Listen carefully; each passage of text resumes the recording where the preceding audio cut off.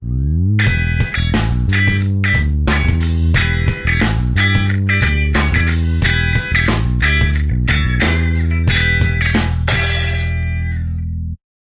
quarto aspecto que eu gostaria de salientar tem a ver com a relação entre Guerra da Coreia e mudanças na abordagem colonial norte-americana. Os Estados Unidos, como a gente lembra, o governo Roosevelt tinha um discurso muito pró-autodeterminação, defesa de liberdades democráticas. E quando fala em autodeterminação, é uma crítica aos impérios coloniais, é uma crítica forte aos impérios coloniais europeus, tanto na África quanto na Ásia. A partir da Guerra da Coreia, isso fortalece-se, na verdade, durante a Guerra da Coreia, os Estados Unidos passam a ser muito mais pragmáticos ao falar em autodeterminação em áreas coloniais. O maior exemplo disso é o que vai se dar na Indochina francesa, em particular no Vietnã. Os Estados Unidos passam a apoiar o governo fantoche que a França coloca no Vietnã, que era um governo fortemente anticomunista e que lutava contra as guerrilhas comunistas do Ho Chi Minh. Por que isso é importante para nós, essa perspectiva dos Estados Unidos apoiando metrópoles, apoiando governos conservadores aliados diretamente a metrópoles europeias em palcos coloniais? Porque isso aqui, claro, vai abrir um espaço para a atuação soviética nos movimentos de libertação nacional. Vários movimentos de libertação nacional, tanto na África quanto na Ásia, passam a ver a União Soviética como uma possibilidade de apoio diante dessa política mais conservadora que os Estados Unidos passam a ter. Outros seguem um caminho neutralista, essa é uma outra discussão, mas muitos acabam seguindo um caminho para a União Soviética. Essa é uma outra implicação que eu acho que é importante salientar. A quinta implicação tem a ver com a ONU. A Guerra da Coreia tem fortíssimos impactos, como nós falamos, na institucionalidade e na governança da Organização das Nações Unidas. Um dos impactos nós já comentamos durante a aula, eu queria só reforçar. Ou seja, o Conselho de Segurança é colocado, a legitimidade do Conselho de Segurança é colocada à prova. Ou seja, decisões importantes do Conselho de Segurança foram tomadas durante a Guerra da Coreia sem participação da União Soviética. Esse é um aspecto. O segundo aspecto é a maneira como os Estados Unidos utilizaram-se da maioria pontual, circunstancial que eles tinham na Assembleia Geral da ONU para passar resoluções que claramente interessavam os Estados Unidos, circunscrevendo, passando fora do Conselho de Segurança, que supostamente teriam que ser decisões tomadas consensualmente, mas que os Estados Unidos partem para a Assembleia Geral como uma forma de driblar a dificuldade que ele tinha no Conselho de Segurança pelo veto soviético. E sobre essa questão de usar a Assembleia Geral, eu queria fazer mais um comentário. A própria figura muito importante do secretário-geral das Nações Unidas passa a ser questionada durante a Guerra da Coreia. Porque o secretário-geral das Nações Unidas apoia a atuação norte-americana não só dentro do Conselho de Segurança, votando resoluções sem que a União Soviética participasse do Conselho, como apoia esta manobra de usar a Assembleia Geral para aprovar outras resoluções. E aí a própria figura, o simbolismo do secretário-geral, como uma figura que certamente transitaria entre as diversas nações, fazendo pontes entre diferentes mundos, essa figura é contestada. Tanto é que a União Soviética se recusa a reeleger esse primeiro secretário-geral. Uma figura cujo nome não é muito simples de pronunciar, nem mesmo de escrever.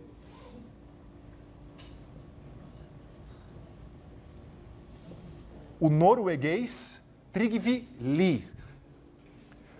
O mandato do Trygve Lie vencia em 1950, no final de 1950. E como a União Soviética considerou que ele teve uma atuação absolutamente parcial no contexto da Guerra da Coreia, o que a Carta da ONU estabelece? Que o secretário-geral ele é eleito pela Assembleia Geral, mas ele é indicado pelo Conselho de Segurança.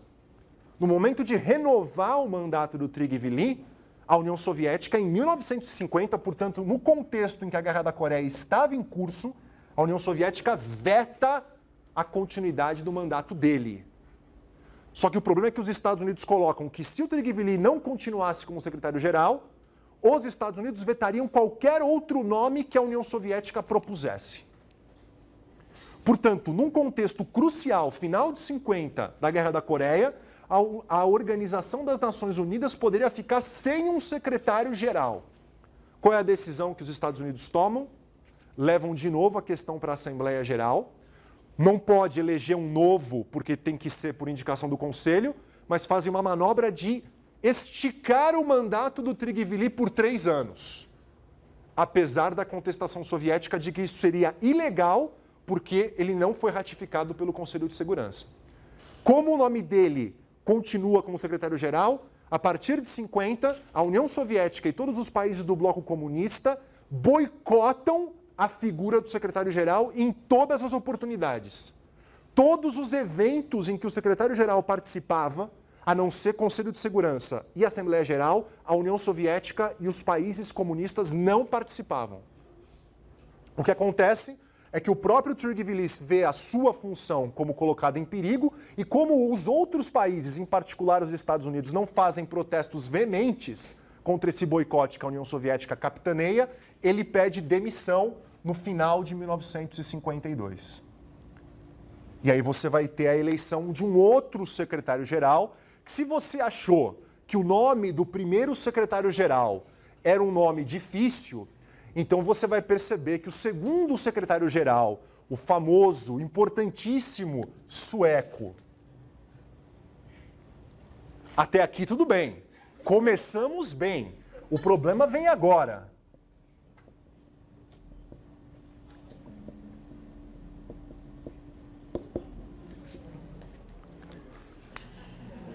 Quando você for trabalhar na ONU, você vai perceber que a biblioteca da ONU tem um nome em homenagem ao Dag Hammarskjöld.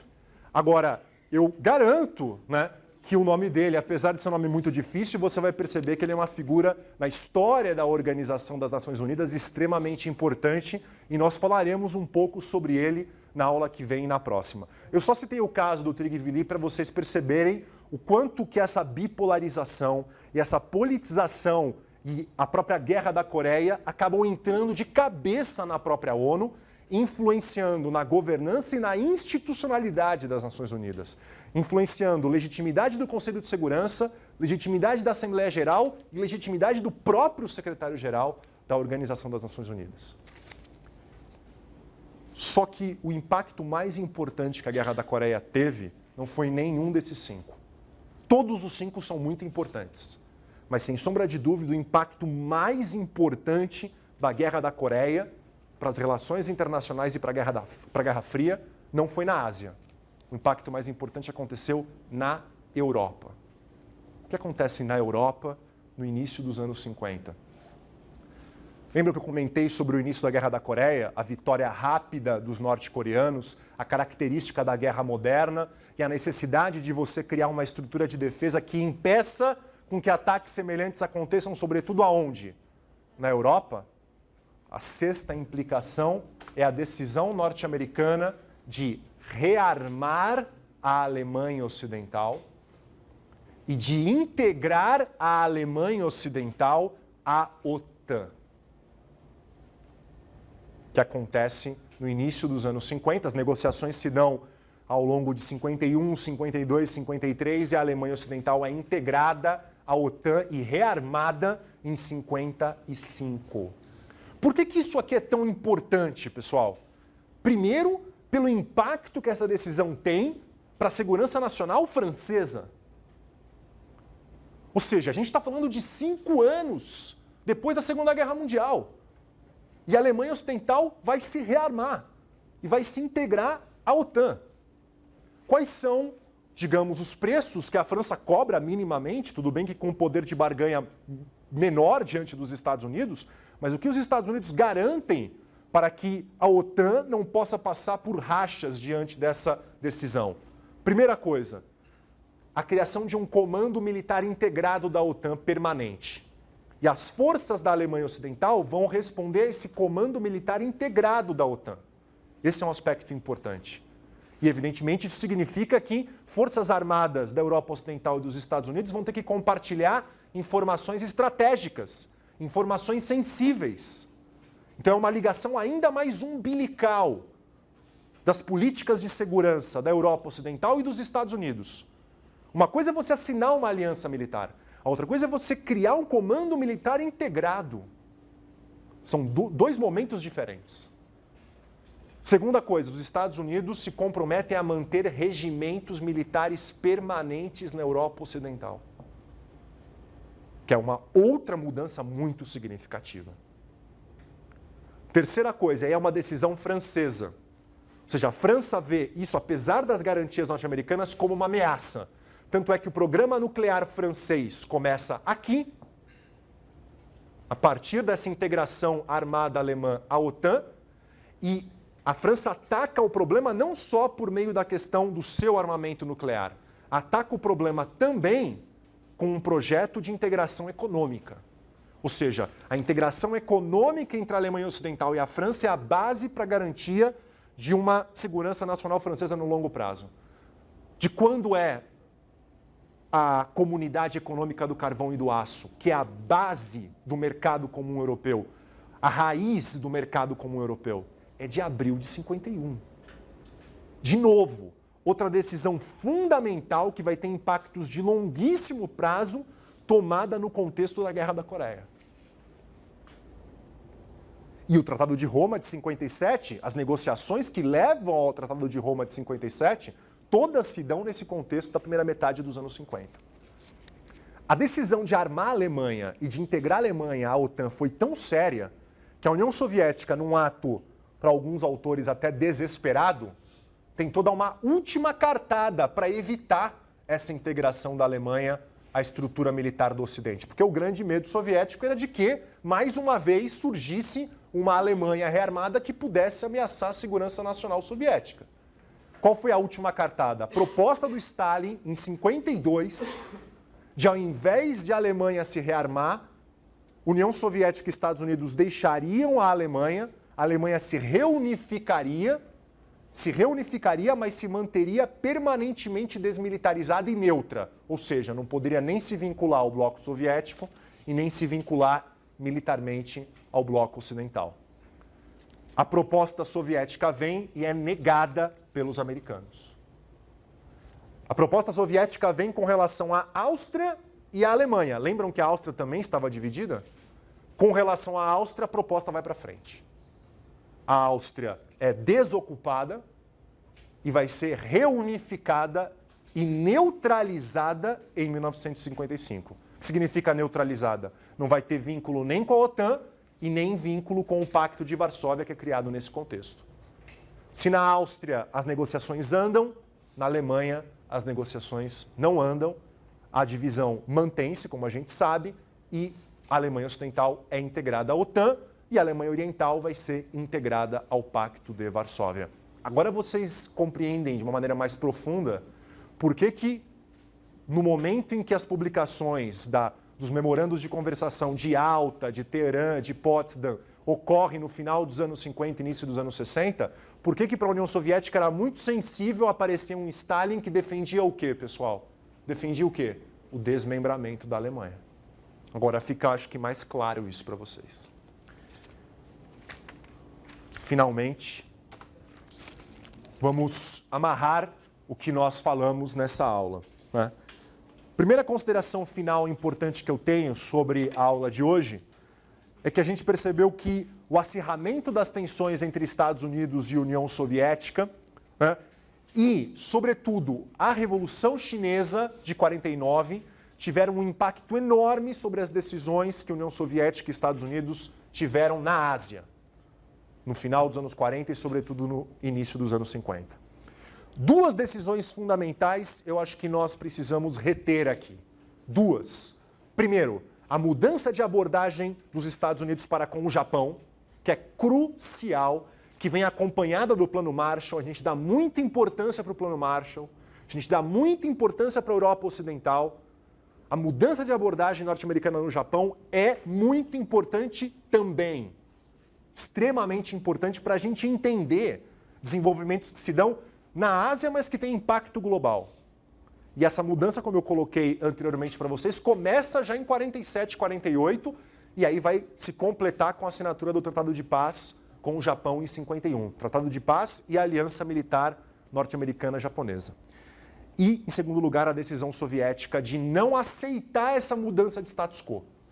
Não aceitar calada essa mudança de status quo, tanto na Alemanha Ocidental, integrando a Alemanha Ocidental econômica e politicamente ao Ocidente, quanto no Japão, integrando o Japão econômica e politicamente ao Ocidente.